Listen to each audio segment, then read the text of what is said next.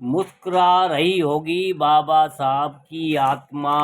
दोस्तों, मुस्कुरा रही होगी बाबा साहब की आत्मा। डॉक्टर चंद्र त्रिखा का लेख है। क्या लिखते हैं? स्माइलिंग बुद्धा की तर्ज पर अब बाबा साहब अम्बेडकर की आत्मा भी मुस्कुरा रही होगी।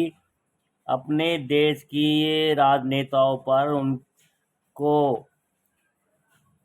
उनको भारतीय संविधान का मसीहा घोषित करने वालों में अब देश के सभी राजनीतिक दलों में होड़ लगी है। यह होड़ सिर्फ उनकी 134वीं जयंती पर उनका महिमा मंडन के लिए नहीं है। यह होड़ एक दूसरे को कटघरे में खड़ा करने की है। बाबा साहब की आत्मा मुस्कुरा रही है। ये वही नेतागण है जिनकी पहली पीढ़ी ने उन्हें 2 बार लोकसभा चुनाव में पराजय किया था। अपने समय के इस शिखर पुरुष को इतनी भी फुर्सत नहीं थी कि वह अपने आलोचकों से जूझते। उनके पुस्तकालय में पुस्तकों की संख्या 35,000 से भी अधिक थी। वह अर्थशास्त्र में विदेश से पीएचडी करने वाले पहले भारतीय थे।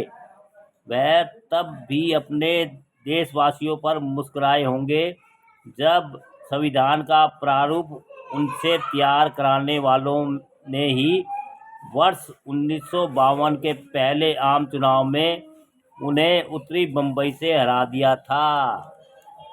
भारत रत्न के प्रश्न पर उनकी आत्मा हम लोगों की कथित दूरदर्शिता पर मुस्कुराई तो होगी। प्रथम प्रधानमंत्री नेहरू का निधन 1964 में हुआ था, मगर उन्हें भारत रत्न सम्मान 1955 में ही दे दिया गया था। श्रीमती इंदिरा गांधी को यह सम्मान 1971 में ही मिल गया था, जबकि उन्होंने अंतिम सांस 1984 में ली थी। श्री राजीव गांधी को 1991 में भारत रत्न दे दिया गया, मगर बाबा साहब को यह सम्मान 1990 में निधन के 34 वर्ष बाद दिया जा सका था। दोस्तों, तो क्या यह माना जाए कि कुछ नेताओं, बड़े लोग संवाद का सलीका भूल चुके हैं? संसद के लोग सड़क पर और सड़क के दृश्य भीतर, तो क्या मतलब निकाला जाए? निर्वाचित सांसद संसद पर, सड़क पर और अपने सियासी हिसाब किताब चुकता नहीं कर सकते। इस खींचतान में बाबा साहब अम्बेडकर की मर्यादा को भी नहीं बख्शा। कभी कभी लगता है कि बाबा साहब की आत्मा इस देश की सर्वाधिक व्यग्र एवं व्यथित आत्माओं में शामिल होगी। बचपन व यौवन में सामाजिक उत्पीड़न, राजनीतिक क्षेत्र में अपनों द्वारा ही नपी तुली साजिशों के तहत मिली चुनावी पराजय, और फिर उसके बाद उनकी विरासत को लेकर धक्का मुक्की, बवाल व बाहुबल का सहारा, ये सब शर्मनाक है। दरअसल अधिकांश सियासी दामन पिछले 78 वर्ष में दागों से भरे हैं। प्रतिपक्ष जिस लोकतंत्र व संविधान की रक्षा का तूफान उठाता है, वही मुख्य प्रतिपक्षी दल कांग्रेस के पास आपातकाल 1975 के पक्ष में कोई दलील नहीं। इतिहास की यह तो मुसीबत है कि यहाँ तथ्यों को इबादते लोहो कलम से दर्ज हो चुकी होती है। इसी प्रतिस्पर्धा के कर्णधारों से बाबा साहब को जिस तरह अपमानित एवं पराजित होना पड़ा था, वह भी वक्त की दीवार पर लिखा है। अब प्रतिपक्ष उन्हीं सवालों पर सत्ता को कटघरे में खड़ा करना चाहता है। सबको वर्ष 1975 से उसे कटघरे में रहना पड़ा है। कौन सी 10 वाली फ्रूटी? नहीं, जूसी फ्रूटी। अच्छा, जूसी फ्रूटी थी इधर को। देखिए बाबू, यही है। कितनी? कितने वाली है? 2 वाली, 1 वाली, जल्दी बोल। 1 वाली है। कितनी? 1 वाली, 2 वाली? 1 रुपए वाली 1 किलो, 2 रुपए वाली 2 किलो। हाँ हाँ, यही है।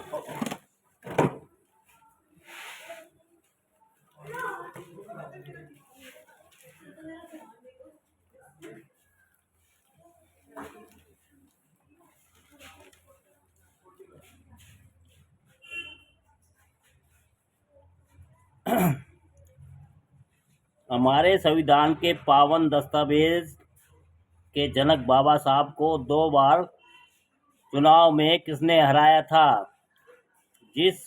जिन बाबा साहब को संसद में जनप्रतिनिधि के रूप में प्रवेश नहीं करने दिया गया, अब उनके नाम पर वोट बैंक खड़ा करने के लिए मकसद में जुटे हैं।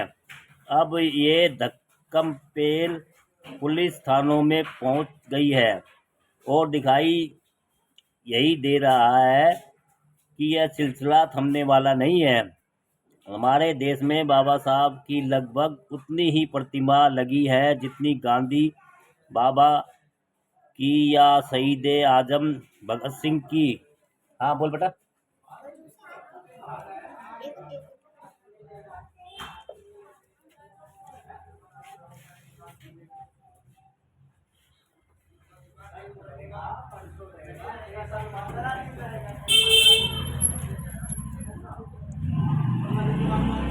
हकीकत यह भी है कि हमारे इसी लोकतांत्रिक परिवेश में हमारे लोकतांत्रिक नेताओं ने 2 बार बाबा साहब डॉक्टर भीमराव अंबेडकर जी को संसद की दहलीज पर चढ़ने नहीं दिया। उन्हें 2 बार लोकसभा के चुनाव में बुरी तरह पराजय का मुंह देखना पड़ा था। दोनों बार बाबा साहब के खिलाफ चुनावी रैलियों के प्रमुख प्रवक्ता स्वयं प्रथम प्रधानमंत्री नेहरू थे। भारतीय संविधान के निर्माता माने जाने वाले बाबा साहब ने पहली बार 1952 में उत्तर मध्य बम्बई निर्वाचन क्षेत्र से निर्दलीय प्रत्याशी के रूप में चुनाव लड़ा था। उनके खिलाफ कांग्रेस ने उन्हीं के निजी सहायक को खड़ा कर दिया था और उस शख्स नारायण काजोलकर के पक्ष में चुनावी सभा को संबोधित करने स्वयं जवाहरलाल नेहरू भी उतरे थे। तब बाबा साहब ने बैनर के रूप में एक नवगठित party schedule caste federation party का प्रयोग किया था। वह पार्टी अभी मान्यता प्राप्त नहीं थी, इसलिए बाबा साहब को निर्दलीय ही माना गया था। उस चुनाव में कम्युनिस्ट पार्टी और हिंदू महासभा ने भी अपने प्रत्याशी खड़े किए थे। तब उन्हें चौथे स्थान पर धकेला गया था। इस पराजय ने उन्हें भीतर से तोड़ दिया था। उन्हें उम्मीद थी कि कांग्रेस उनका सम्मान करते हुए उन्हें निर्विरोध जिताने का प्रयास करेगी। इस चुनाव से महज 1 वर्ष पूर्व तक बाबा साहब नेहरू मंत्रिमंडल में कानून मंत्री के पद पर आसीन थे। उन्हें तोड़ने का सिलसिला वहीं नहीं थमा। वर्ष 1954 में भंडारा लोकसभा सीट पर उपचुनाव हुआ। उन्होंने वहां से भी चुनाव लड़ा, मगर तब भी वह कांग्रेसी प्रत्याशी से ही हारे। पहली पराजय के बाद भी वह अस्वस्थ रहने लगे थे। इस दूसरी पराजय से तो वह बुरी तरह टूट गए थे। इसी अव्यवस्था के कारण 6 दिसंबर 1956 को उन्होंने अंतिम सांस ली थी। बाद में उनकी वे पुस्तक भी प्रकाशित हुई जिनमें उन्होंने गांधी व नेहरू के राजनीतिक चिंतन उनकी बड़ी आलोचना की थी। जब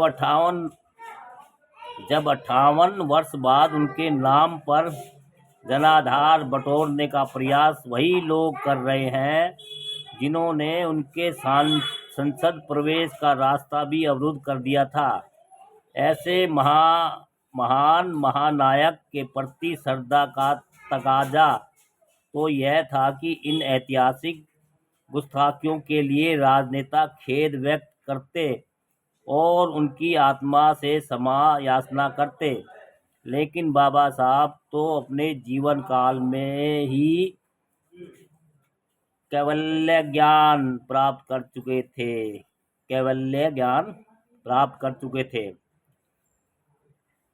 हर वर्ष 14 अप्रैल को देश में एक विशेष दिन होता है, क्योंकि इस दिन बाबा साहब डॉक्टर भीमराव अंबेडकर जी की 135वीं जयंती मनाई जाती है। बाबा साहब का जन्म 14 अप्रैल 1891 को मध्य प्रदेश के महू में हुआ था। वह अपने समय के सबसे शिक्षित व्यक्ति थे और जीवन भर उन्होंने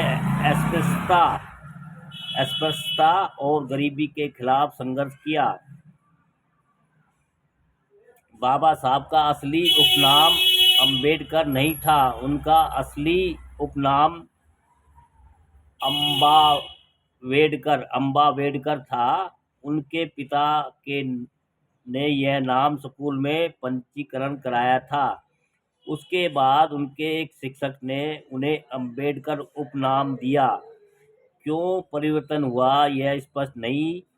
उनके समकालीन नेताओं की संतानें व परिजन बहुत आगे निकल गए, लेकिन बाबा साहब का परिवार यह प्रश्न